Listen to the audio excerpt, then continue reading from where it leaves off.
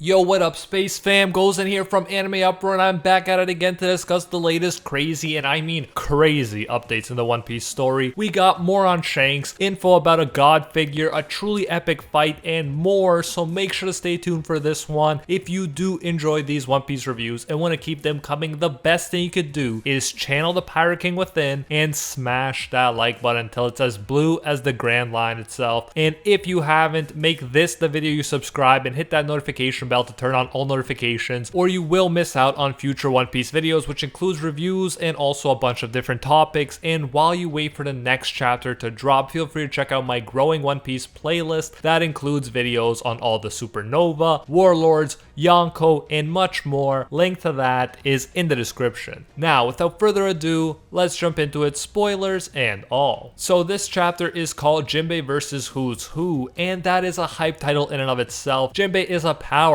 that should not be slept on, and I'm so glad we get to see him in action fighting for the Straw Hats. I also think the cover art is pretty adorable here, with page 1 reading a book about dinosaurs with Ulti pestering him to play with dinosaur plushies. Never thought I'd see so much dinosaur stuff happening in one panel, and I love it. So we start up the chapter emphasizing Tama's accomplishment in turning a total of 3,000 headliners with gifter powers to the Straw Hat side. The predictable happens, and they come up with the idea of killing Tama in order to stop the weird power that's affecting their gifters. Usopp, holding Tama and running, is understandably freaking out as all eyes are on them, while Daifugo, the Scorpion Smile user, comes in to help. It's such a heartwarming scene seeing Tama light up as she sees him, and he gives her a thumbs up. It's a small moment, but even amid all the epic crazy fights and reveals going on, I really appreciate Oda adding these little moments in. The weirdly hot Speed, aka Horcella, comes to the rescue, and they hop on, as Usopp is forgotten in the back screaming, "Let me on too." You can bet Sanji would have a similar reaction, but for different reasons. We also received news that Komachiyo is going to be fine and looked after, which means a lot to Tama, another thing she doesn't have to worry about.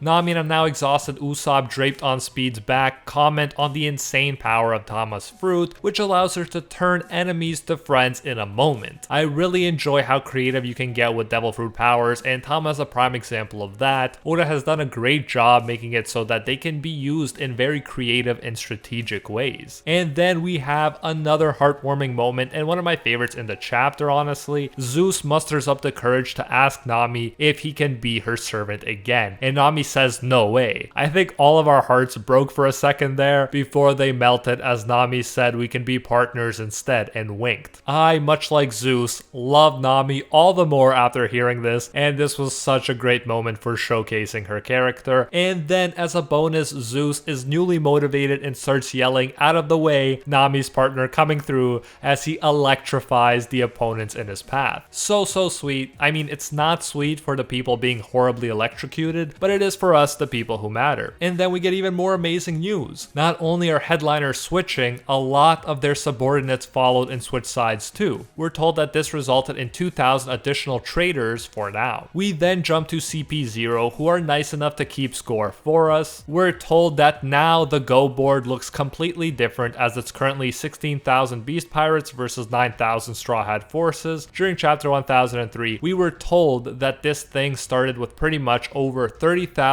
Beast Pirate forces and 5,400 enemy infiltrators. Our guys were almost outnumbered 6 to 1 by this count, 5.56 to 1 to be specific, but now they are outnumbered by less than 2 to 1, 1.78 to 1 to be specific. These odds are insanely better, and it shows just how much progress we've been making. It's undeniable that things look much better than they did before, despite Luffy's loss against Kaido, and now our side has momentum too, which is a big deal. Even CP0 mentions that the gifters' help could result in White's continued success, and on their Go board, the white pieces represent the Straw Hat forces. I still love this Go metaphor and still love how it's showing us how the Straw Hats are making the impossible happen little by little, so if they finally do end up in the lead or even winning, it will be believable. CP0 lets us know that they in fact are not concerned with the result, they just want to confirm his death. His ends up meaning who's whose. And even though his insider info is dated and he probably can't harm the world government now, it's the principle of the matter and they can't allow a rogue escapee to live because it would set a bad precedent. I really enjoy these conversations and it goes to show that the world government thinks several moves ahead. Yeah, who's who himself might be harmless, but if people start questioning the world government's reputation, then it may lead to more significant problems down the line. That being said, they should probably be going after Luffy after everything he's done, but for whatever reason, they are simply after who's who this time. And they guess that he probably won't survive because after all, he's facing Jinbei. Gotta love that Jinbei respect, and I absolutely love moments like these where outsiders praise members of our crew. Drop a hashtag Jinbei hype in the chat if you agree. Who's who is no joke, and his own people know they gotta get out of there because he's getting serious. This fight is where we get a lot more interesting info building on the previous chapter's insane reveals. We have it confirmed here that red-haired Shanks, by which he probably means the red-haired pirates, stole the Gomu Gomu fruit from him, which is how he ended up in prison. Last chapter, we weren't sure if Shanks actually stole it himself or got it later, but I said it would be hype if he thought the fruit was important enough to attack a marine vessel. That's no small thing to do. And that extremely hype scenario did end up being true. Again, it seems to suggest that the Gomu Gomu fruit is very important if Shanks was willing to significantly agitate the marines for it. From what we've seen, Shanks is not one that starts conflicts willy-nilly, so this is truly a special case. Questions arise like, is the fruit tied to Joy Boy in some way in a prophecy? Is that why, in addition to other reasons, Shanks was willing to sacrifice his arm to save Luffy, since he was possibly saving the fruit or Joy Boy or the prophesized one in the process? Nothing is for certain, but man, I absolutely love these tidbits of information that can shed a completely different light on the very foundation of the story all the way back to the first chapter. In the meantime, who's who is launching fang pistols like a madman as Jinbei's insane armament hockey lets him take it like the most stoic of men. Who's who states that Luffy wears the same hat as Shanks and he gained the power of the fruit, so it's only natural for his resentment to spread from Shanks to him as well. And it makes sense. Yeah, logically Luffy isn't really to blame here, but logic doesn't matter much when it comes to emotions. Luffy is a constant reminder to who's who about how he was wronged and how his promising life was stolen from him. It doesn't surprise me at all that he'd direct his frustrations on Luffy, even if it's not justified logically. But back to the fight itself, Jinbei did manage to dodge the majority of attacks, and who's who says it was the right move because even with armament hockey, Jinbei would have been eaten alive. He delivers quite the backhanded compliment when he says, and I quote, "I didn't think a slimy fisherman could move that fast on dry land," end quote. Hardcore prejudice in that statement. You know the word slimy is not an acceptable term to use with fishmen, and neither is generalizing about all fishmen, as who's who likes to do. It nonetheless is noteworthy that Jinbei is so fast on land while he'd also completely wreck who's who in the water, a huge flex on his part. However, Jinbei is less focused on the speed compliment than he is at who's who's discriminatory views of fishmen, saying he's not sure what to say to that since it is no longer generally acceptable to express such views. Who's who keeps giving us more reasons to relish in his eventual defeat, not that he needed to. Who's who sort of apologizes by laughing it off and saying my bad, and even that is more than I expected to get from him in a battle between pirates. I do find it interesting how they keep the conversation going as they battle, with who's who straight up saying he wanted to ask something before rushing in to attack Jinbei with his armament hockey cloaked fangs. But Jinbei's hockey overpowers him and sends who's who flying back bloodied. Then Jinbei really goes to town and we love to see it. He launches water bullets and who's who admits that it hurts. But he asks the very interesting question nonetheless. He says when he was imprisoned he heard a story and he was mockingly told to pray to a certain someone for salvation. He continues, and I quote, "Apparently, slaves in ancient times believed in a legendary warrior that would eventually come and save them. They called him sun god Nika. It was said he would bring laughter to their lips and free them from their suffering. Who knows if he really existed though, end quote. We also get a silhouette, and you probably won't fail to notice that it has quite the rubber-like characteristics. Obviously, it could be explained away by saying it's an oversimplified caricature of an unknown person, but this shadow could also be foreshadowing who this sun god Nika actually is. There are huge parallels to Joy Boy here, and thus Luffy as well, who has been connected to Joy Boy in the past, just recently by Kaido. It's said that this sun god figure would bring laughter and end suffering. Sounds like a Joy Boy to me. For now, what I think this is are cultural variations on the same stories or myths, kind of like Neptune versus Poseidon. Furthermore, what I like doing when I get new names is looking up their meanings and associations, because names are often significant in shonen series for one reason or another. According to Wiki, which I unapologetically use as a source all the time, Nika can be a Slavic name that comes from the Greek goddess of victory,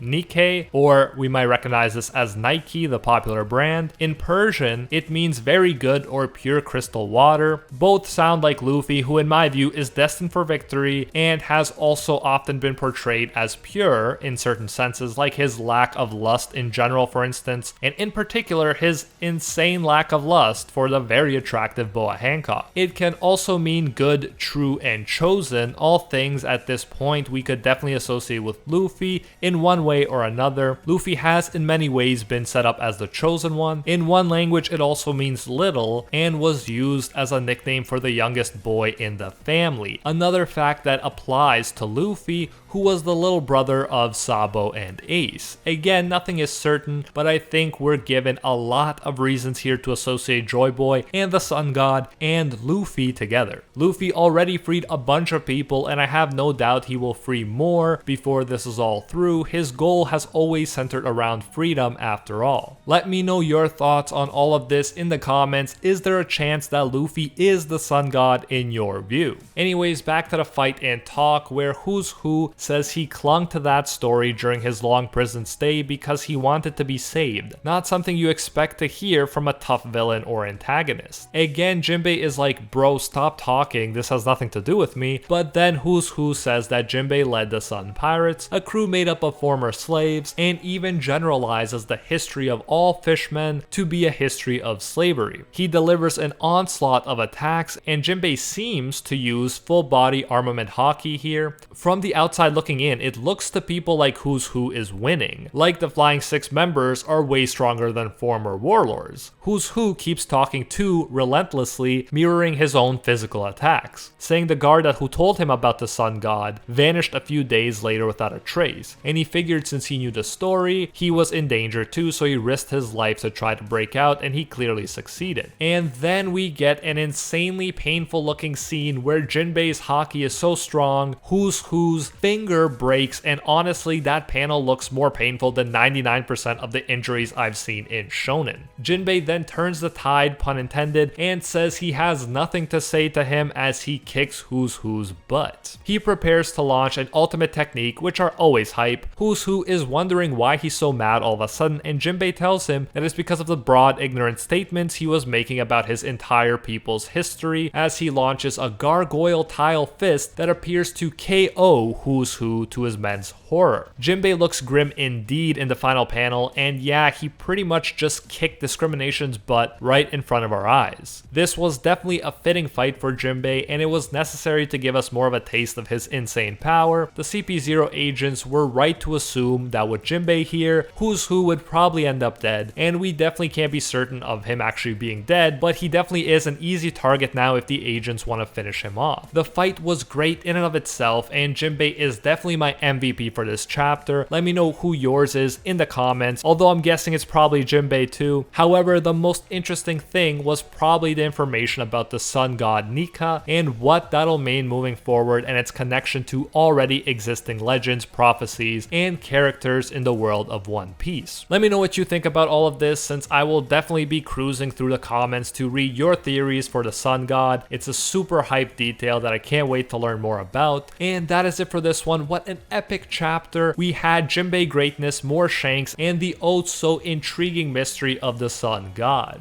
I cannot wait for the next chapter, but a heads up, it looks like One Piece will be on break next week. If you do enjoy these chapter reviews though and want to keep them coming, you know what to do. Smash that like button with no mercy until it's blue. If you haven't, make this the video you subscribe and hit that notification bell to turn on all notifications, or you will miss out on future One Piece reviews and other related videos. And while you wait for the next chapter to come out in hopefully 2 weeks, feel free to check out my growing One Piece playlist that includes videos on all the Yonko, Warlords, Supernova, and much more. Link to that is in the description. Also, leave suggestions for One Piece video ideas that you are burning up to see in the comments. And I especially want to thank the Patron Squad over on Patreon and here on YouTube who help make videos like this one possible. First and foremost, I want to thank the Patron of Legend, the one acknowledged by Lord Twigo himself, Alpha Sigma, and are the 1-tier patrons, the ones who stand atop all clans: Ingrata, Pate Hefa, Aljatal, Dr. Cortman, the Toasted Chi, the Spike, Emperor Otaku, Spidey Life Tanel, Tungsten Tarkus, Baked Buddhist, Cody Hebert, and Monkey D. Quilly. And our Pro Hero tier patrons, the one and only Gilgamesh, the Red-Haired Raven, Angel Cruz, Anatoly Kazatsky, Very Gucci, Alicia Actor, Bonnie Parks, Hinokami and Water, Joanne Garcia, Ted No Ted, Fatboy Games, Corey McGowan, Metal Mama, Deadly Saint, and Soul Rise Slice and Dice. Thank you all so much. If you do enjoy our work, you can support more of it by going over to patreon.com/animeuproar and becoming a patron today for as little as $1. If you do so, you'll get your name featured in future videos alongside these amazing people right here, and you'll get access to our private patron-only Discord where we talk about manga chapters, anime life, and of course, dank memes. So check out patreon.com/animeuproar, link in the description if you're interested. You can also join the YouTube channel by clicking that blue join button next to the subscribe button that you've hopefully already destroyed. A lot of you guys have been doing that, which I love to see. So yeah, you can definitely support that way as well. And whichever way you choose to support us, you will get the same great benefits.